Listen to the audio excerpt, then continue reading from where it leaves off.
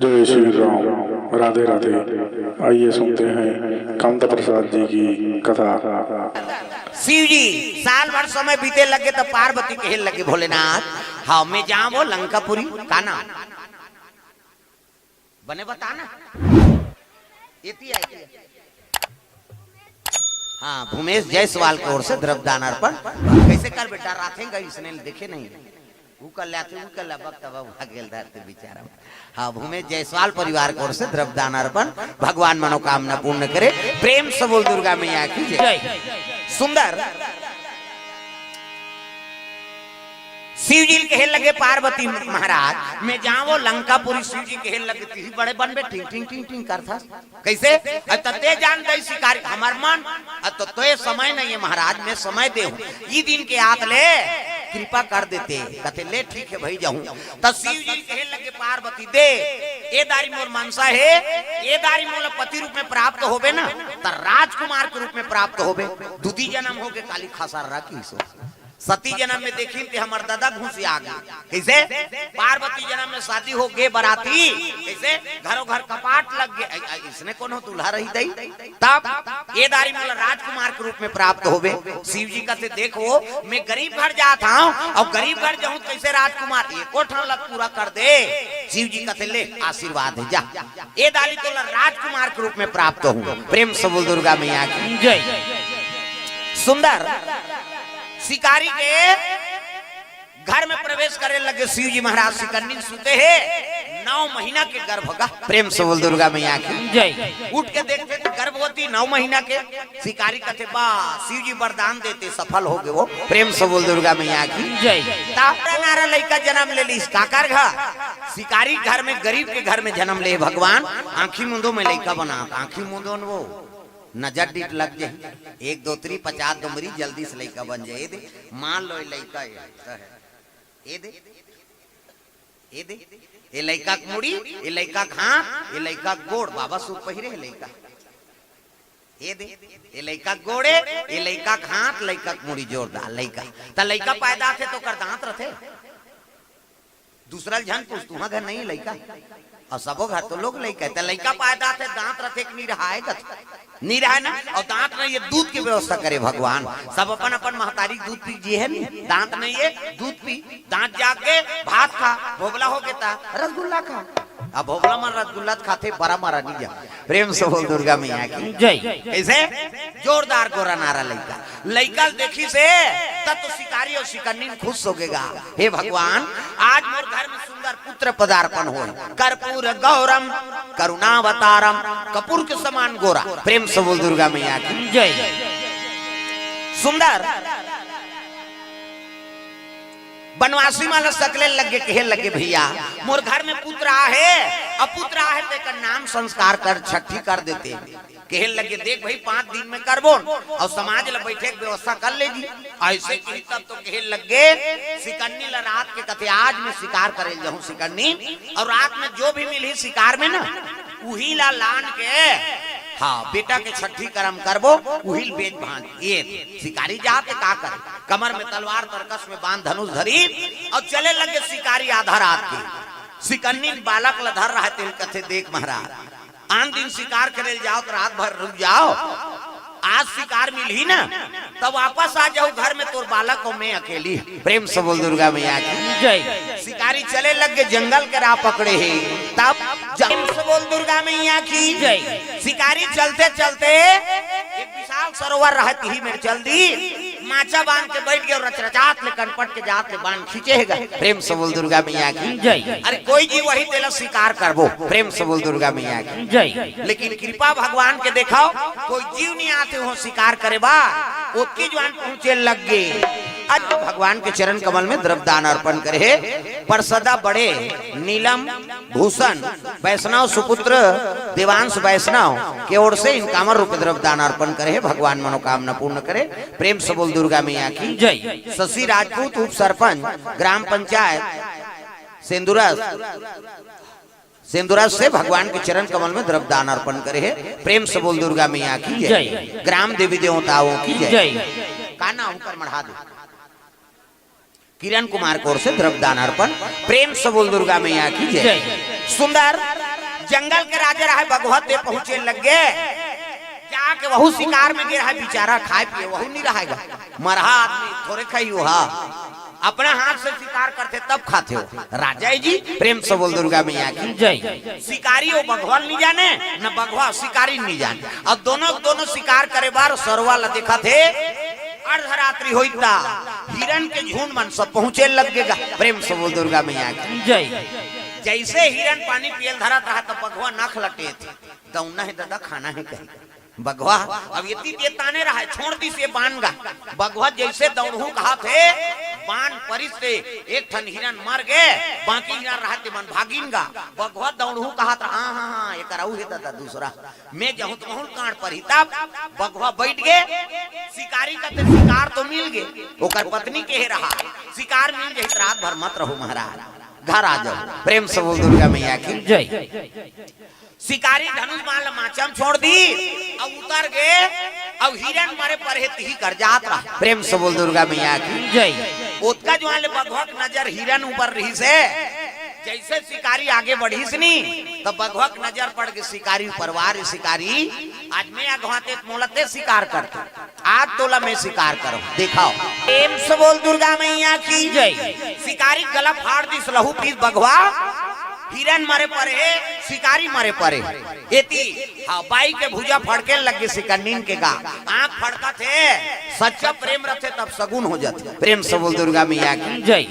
होई तब कहे लगे भैया हो कालीन मोर पति शिकार में गए आए नहीं है कृपा कर देते तब तो शिकारी मन भाला बर्छी तलवार लेक सब चली जाके देखते हिरन मरे परे है और शिकारी मरे परे है अरे तो भगवा काम है जी का करे शिकारी की लाश ला धर के ऐसनी पत्नी देखी तब तो रोए लग गई माली तोर बिना जीवन कैसे बीती माली आज मोर बेटा अनाथ हो गए मालिक मैं का करूं भोलेनाथ भगवान आराधना करा थे रोए लग गए सुंदर का करे लइकल देख के प्राण उधा है जन्म ले शंकर जी तेका नामकरण नहीं हो सकी देखाओ मृत्यु सबले बड़े सत्य है प्रेम से बोल दुर्गा मैया की जय।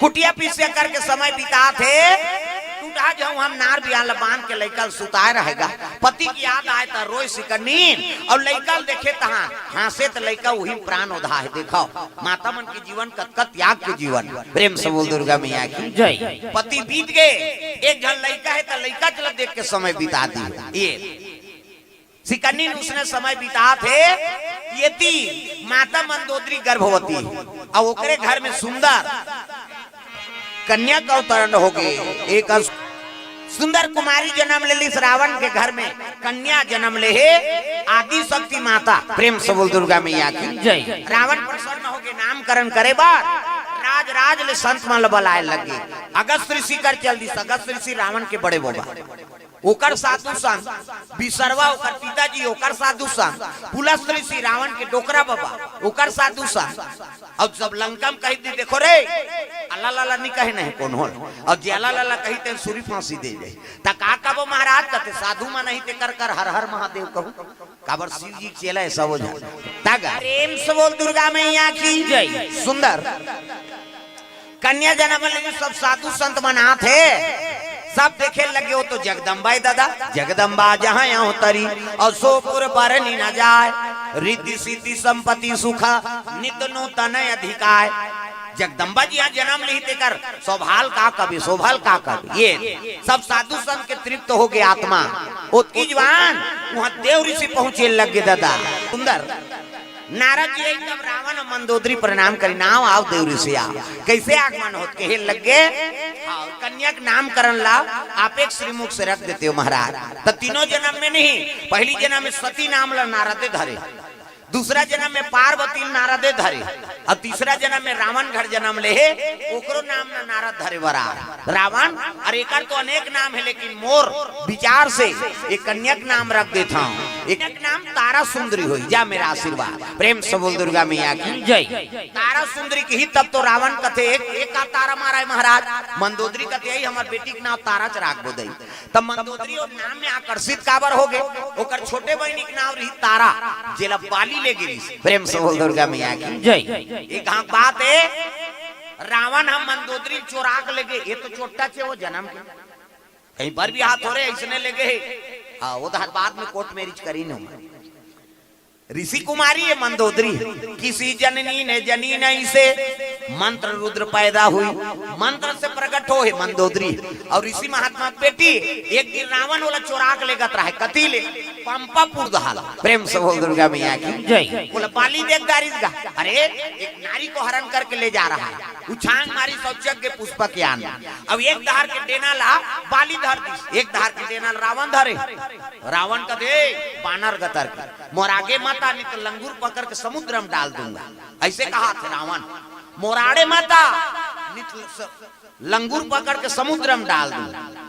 बाली कहते हाँ ते कहा तो बे अलवा जलवा बेंद्रा हो ही कही। कैसे कहे रावण?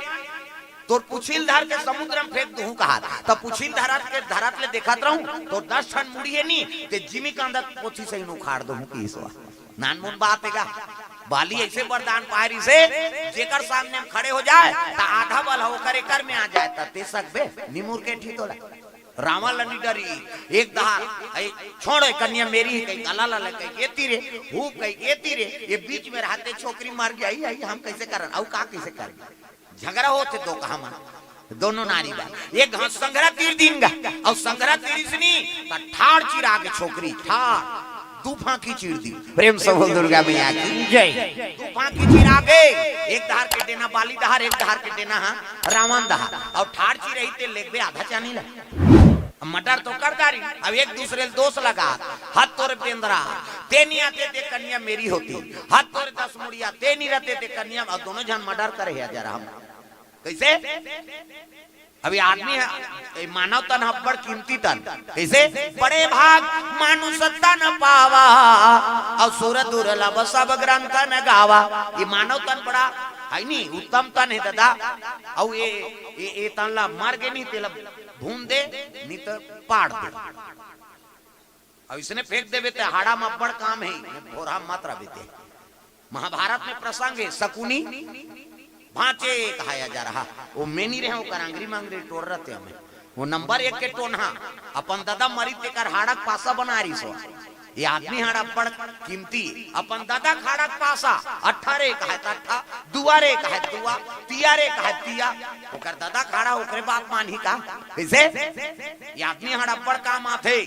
हाँ एक जन एक्सीडेंट हो गएगा, मोटरसाइकिल चलात रही से एक्सीडेंट होके गोड़ टूट गई और गोड़ टूटी तेल वहां रायगढ़ ले गई हॉस्पिटल में। और रायगढ़ वाला डॉक्टर कहते तो पूरा टूट गए यार नहीं जुड़ सकता है। अरे कैसनो करके जोड़ दे साहब भले 1 लाख ऊपर ले। अब 1 लाख के नाम सुनी तहन डॉक्टर छत ऊपर चढ़ गए। अब देखी छत ऊपर तो रायगढ़ के बात है एक ठन कुकुर एक्सीडेंट होके मरे पड़े रहा है। जय बाबा रामदेव हाथ गोड़ टांग दे गोड़ ऐसे टंगा रहा अब मरेगा कुकुर। वो कंप्यूटर में लगाते अरे कंप्यूटर हो काए जात रहे कुकुर के गोड़ ला गोंद के नान हो चाक ले कुकुर के गोंद ला गोड़ के नानीन और बोला जोड़ दीस और प्लास्टर कर दीस गा। अब 1 महीना दवाई दे दीस, 1 महीना बाद आना, 1 महीना बाद आई बेचारा प्लास्टर खोलिस चल खड़े हो छोटे बड़े होते जी। हाँ हाँ पिरा थे नहीं हाँ ये दवाई धर 1 महीना बाद फिर आवे कोई टेंशन हुई। 1 महीना बाद दवाई खाई सो फिर बेचारा डॉक्टर कहते कैसे आए जी छोटे बड़े होते जी पाँव रेंगता था त किक मारता मोटरसाइकिल के तब पिरा थे त सीढ़िया चढ़ता तब पिरा थे त कमाथा तब पिरा थे नहीं त काबर आया न तो छोटे बड़े नहीं हो न किक मारतो ता नहीं पिरा न सीढ़िया चढ़तो तब हो नहीं पिरा न कमाथो तब हो नहीं पिरा त काबर आया। एक के ठन प्रॉब्लम है बाबा बाथरूम जातो ते गोड़ टंगा जाते की वो डॉक्टर कहते का टेबलेट में प्लेट नहीं है ये मरत ले टंगही काबर कुकुर के आदत है। वो दोकहा मरत ले टांग थे वो देवता धाम नहीं समझे तोला का समझियो। प्रेम से दुर्गा मैया की जय। ता सुंदर ये मानव तन मिले ते अनमोल तन है दादा। ये तारा जब ले तारा लगे है वही कन्या चिरारी ते मतलब 2 ठन बना दी महात्मा मन। एक के नाम मंदोदरी एक के नाम तारा। वही तारा बाली लेके रहा तब मंदोदरी माता तारा नाम सुनी तब बहनी दुख ल भुला जाऊं ऐसे कहीं अपन बेटी के नाम तारा रख दी। प्रेम से बोल दुर्गा मैया की जय। कन्या हाँ कि नामकरण होई तब तो महात्मा नारद जी कहते महाराज नामकरण तो कर दे कर विवाह का आकर्षण होई तेल बता दे, जन्म कुंडली बता देते। नारद कहे लगे रावण एकर भाग में कोनो राजकुमार नहीं है, तो कौन है?